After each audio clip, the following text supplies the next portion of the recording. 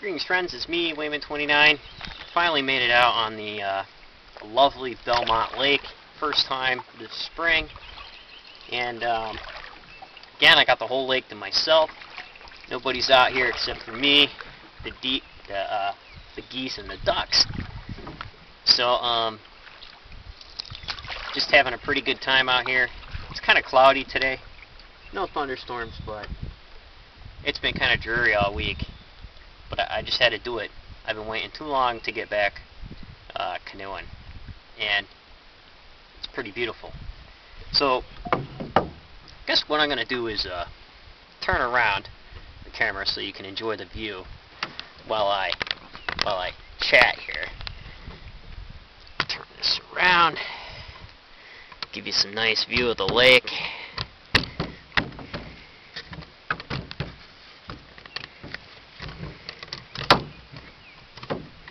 There we go.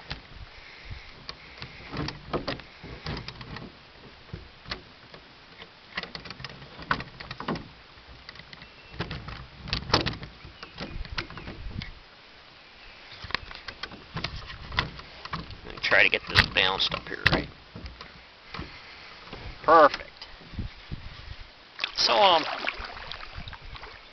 got a comment on one of my videos.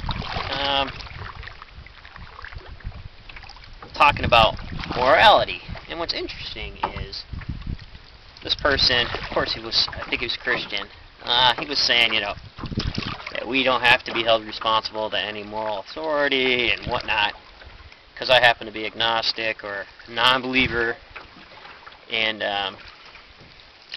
you know, we all heard the arguments about atheism and morality and whatnot, but I got thinking, they're no better than us, because why?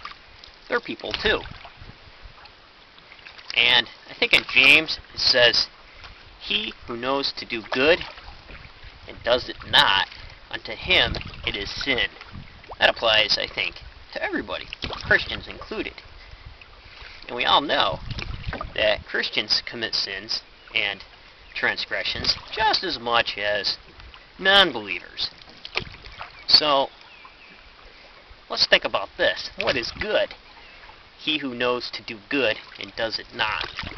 What is good, friends? Well, in the Old Testament, in Micah, it says, he has told you, O man, what is good. And what does the Lord require of you but to do justice, love mercy, and to walk humbly with your God? And I'm sure that if you're an atheist, and you can't do the walk humbly with your God part, doing justice and mercy is good enough. And you don't really have to worry about an afterlife, because you don't believe in one. Only the people that believe in an afterlife have to worry about it. So anyways, what I'm thinking is, in the parable of Jesus, by Jesus in the New Testament, attributed to Jesus, the Good Samaritan. What about that? What about if the Good Samaritan was an atheist? What if the Good Samaritan was an atheist? So, how many people in our communities lay alongside the road and religious people or pious people pass on by because they're afraid of becoming unclean if they stop to help? What if that Good Samaritan was a lesbian? What if that Good Samaritan was gay? Or what if that Good Samaritan, at one point in his life, maybe stole something, murdered somebody? What is that, friends?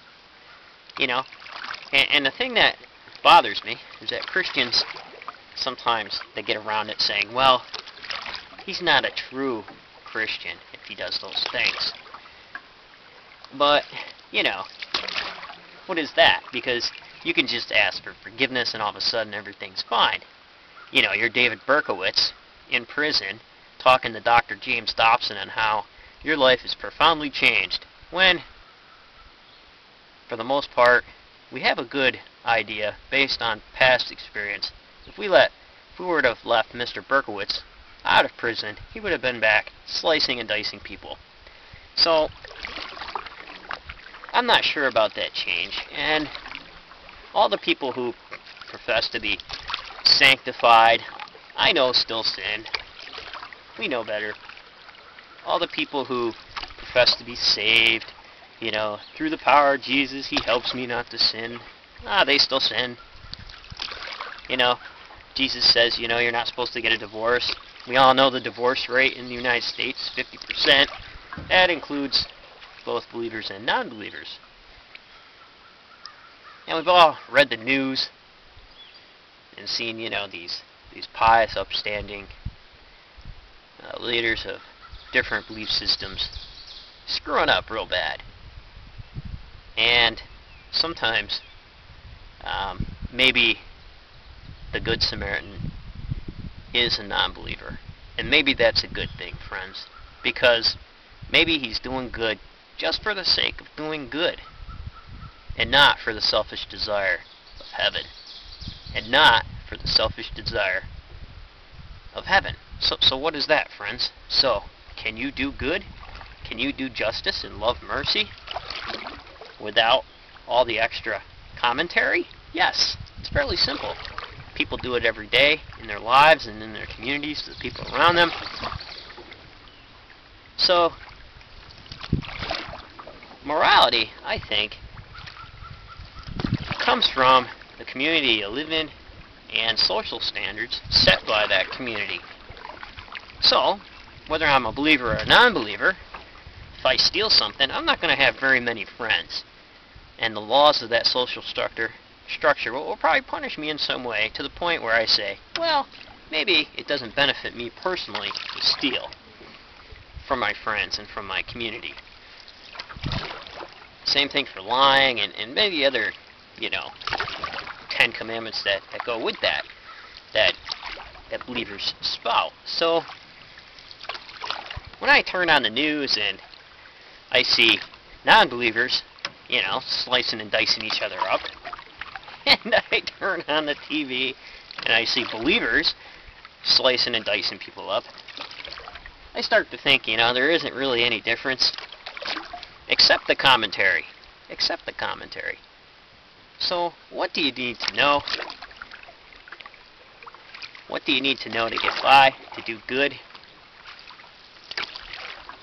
If you're a believer, you can love the Lord your God with all your heart and love your neighbor as yourself. If you're a non-believer and you can't love the Lord your God with all your heart, start by loving your neighbor as yourself. And I think that'll be good enough to get along in this life.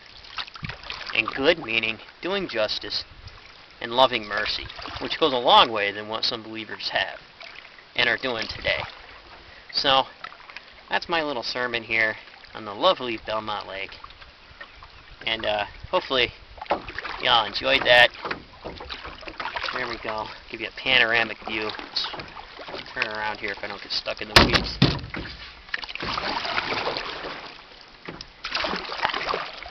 So there you have it. Leaves are just starting to come out.